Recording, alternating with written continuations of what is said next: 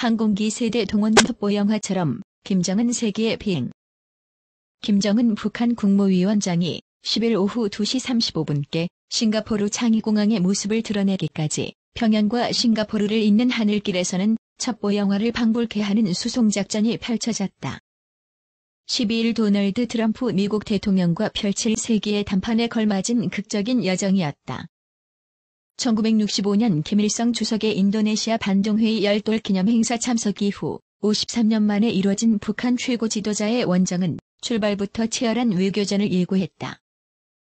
이날 평양에선 시차를 두고 석 대의 항공기가 활주로를 떠났다. 고려항공 항공기가 맨 먼저 이륙했고 뒤이어 중국 국제항공 보잉 747기와 김 위원장의 전용기 참매, 이가 1시간 간격을 두고 하늘로 솟구쳤다. 이날 평양에선 시차를 두고 석 대의 항공기가 활주로를 떠났다. 고려항공 항공기가 맨 먼저 이륙했고 뒤이어 중국 국제항공 보잉 747기와 김 위원장의 전용기 참매, 이가 1시간 간격을 두고 하늘로 솟구쳤다. 가장 먼저 정체가 확인된 것은 첫 번째로 평양을 떠난 항공기였다. 오후 1시 30분께 싱가포르 창의공항에 도착한 이 항공기는 고려항공 수송기로 확인됐다.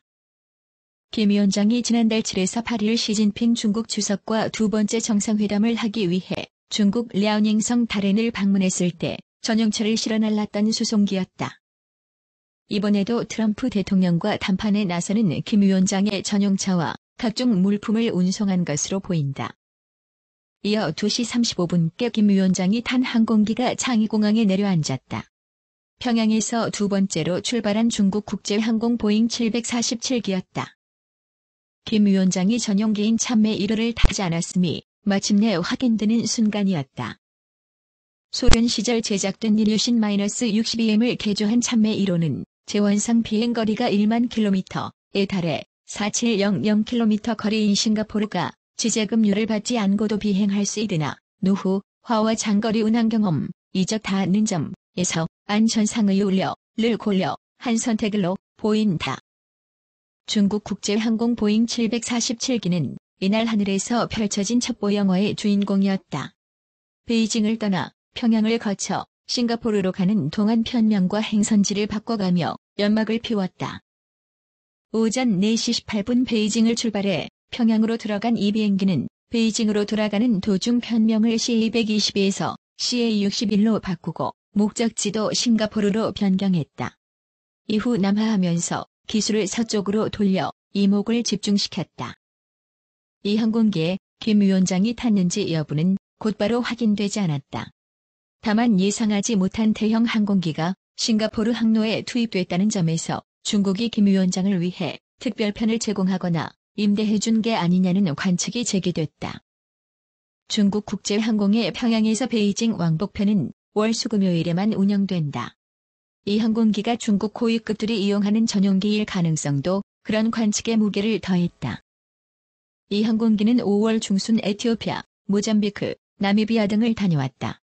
중국 공산당 서열 3위인 리잔수 전국인민대표대회 상무위원장의 아프리카 순방 일정과 겹친다. 김 위원장이 중국 국제항공 보잉 747기를 타고 싱가포르로 가는 동안 중국은 삼엄한 호위에 나선 것으로 알려졌다. 밀착 경호전을 펼쳤을 것으로 추측된다. 북핵 협상 과정을 지켜보는 한 외교관은 중국이 김 위원장에게 최대한의 편의를 제공함으로써 우호 관계를 과시하려 했을 것이라고 말했다. 평양을 세 번째로 출발한 참매 1호에 김 위원장이 타고 있을 가능성도 한동안 제기됐다. 참매 1호는 P885라는 등록기호를 달고 싱가포르 쪽으로 비행했다. 낮 12시께는 중국 허난성 상공을 통과했고 오후에는 캄보디아 해역으로 접근하는 게 포착됐다. 마지막으로 오후 3시 45분께 창의공항에 도착한 이 비행기에선 김 위원장이 만일의 경우를 고려해 중국 비행기로 이동하기는 했지만 김 부부장의 여정은 참매 1호의 운항 능력을 입증한 것으로도 볼 수 있다. 석 대의 항공기가 싱가포르 항로에 나타나면서 치열하게 펼쳐졌던 하늘길 수송작전은 오후 2시 35분께 김 위원장이 중국 국제항공 보잉 747기에서 내리면서 일단락됐다. 한 외교관은 김 위원장의 싱가포르행 자체가 세계적 사건임을 보여주는 풍경이라고 평했다. 인민복을 입고 안경을 쓴 김 위원장은 비행기에서 내린 뒤 활짝 웃으며 비비안 발라크리슈난 싱가포르 외무장관과 악수했다.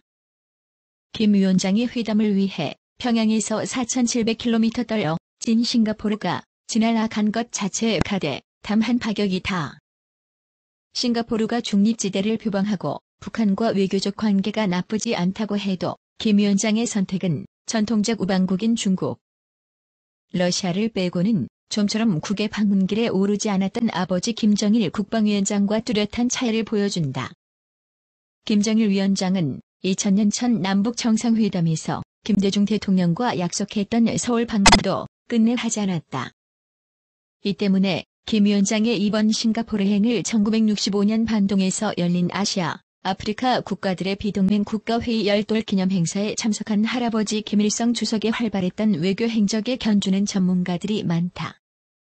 김일성 주석은 수십 차례에 걸쳐 중국을 공식, 비공식으로 방문했고 1984년에는 46일간 소련과 동유럽 8개국 순방에 나서기도 했다.